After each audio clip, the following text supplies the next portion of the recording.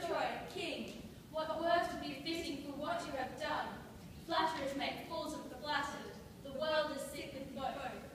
Some here will smile at you and hide behind their smiles, hearts painful with blame, but you can read their faces and weigh the sound of voices.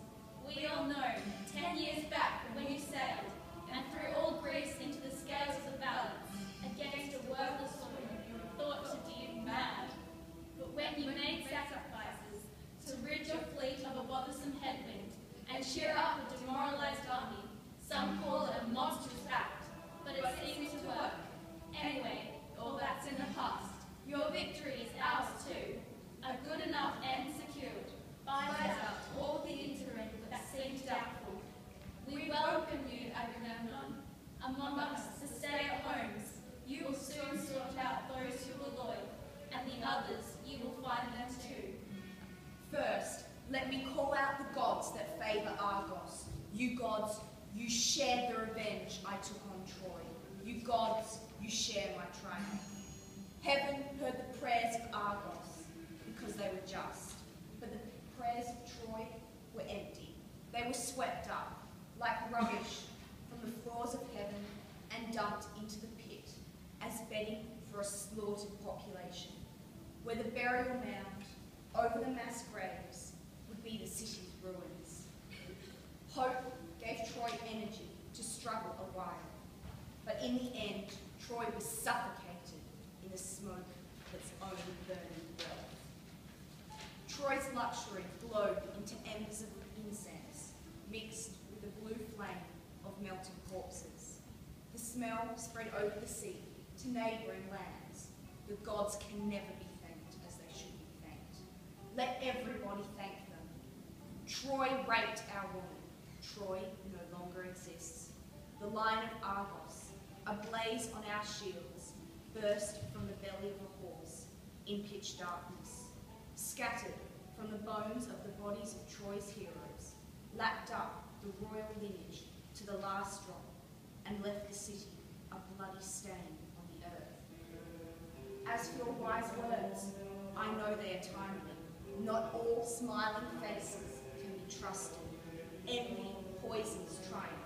Disappointment often forges a homicidal hatred. Kingship has taught me this. Like the sting of a scorpion, life at the top has the best view of the depths man will crawl to.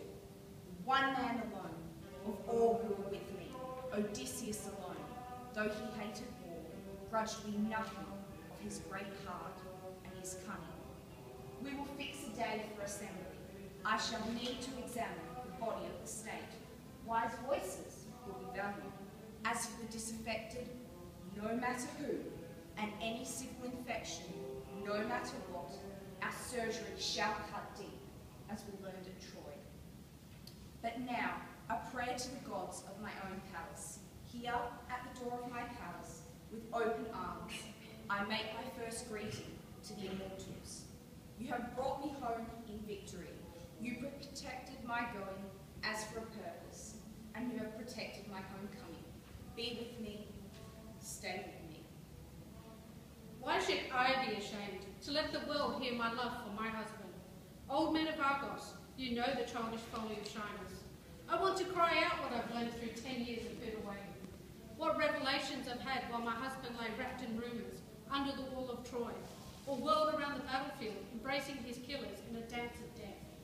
For a woman to sit at home alone while her husband flips his life like a coin, heads or tails, in the dust of a far-off battle. Every night an abyss,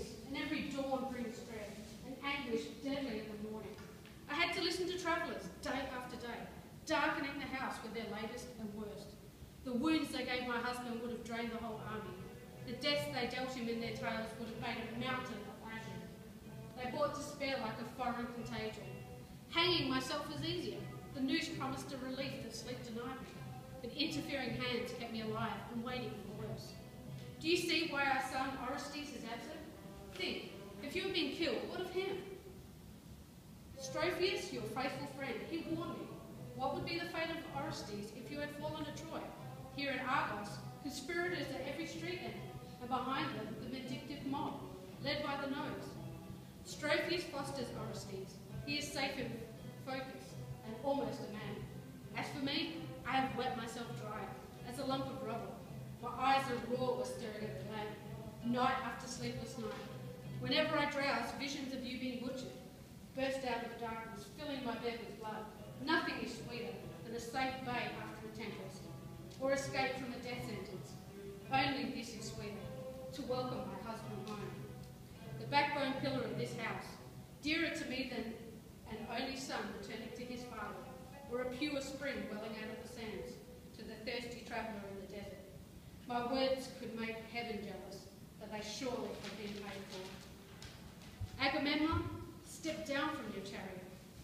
But this bare earth is too poor for the foot that trod on the neck of Troy. Hurry! The long carpet of crimson. Unroll the embroidery of vermilion and purple, the richest silks of Argos across Australia, to honour the king's tread at his homecoming, and cushion every footfall of his triumph. Justice herself shall kiss his instep, and lead him step by step into the home he never hoped to see. After this, everything that thinking, night after harrowing night, hacked out of the darkness, everything shall follow, as the immortals have planned. Guardian of my name, of my home, great-hearted woman that you are, daughter of Leda. Your eulogies are like my absence, too long, too much. If I'm to be glorified, leave it to others. Do not bend like a flattering oriental, to drape my neck with flowery orations. Do not massage me in public with oil praise. And do not spread these purple cloths that should be spread only for gods. Yes, only for the feet of gods, and feet of descended gods. Do not spread them for me. Greet me as a man, greet me as a god, and the gods will punish us all. True praise needs none of these trimmings, and the god's greatest gift that brings a man to the end of his days in peace is a nose to sniff out such imprudence. Ocean surrounds the earth. Who can enter the ocean? No mind can encompass or fathom the ocean, from which pours the streams of purple dye, to flush our fabrics with all the colours of blood, brings scarlet of the lungs, delivers deep indigo, arteries hot crimson, inexhaustible like life itself, teeming from the sources in the great deeps. The gods have been good. Your treasuries are overflowing with this kind of wealth.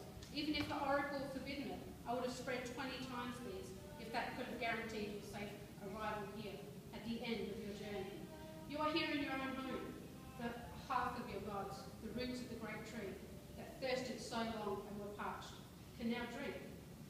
Its leaves thicken to shade us from the burning eye of the sun and from the dog star's madness. You have come like a spring day, opening the heart after locked up winter.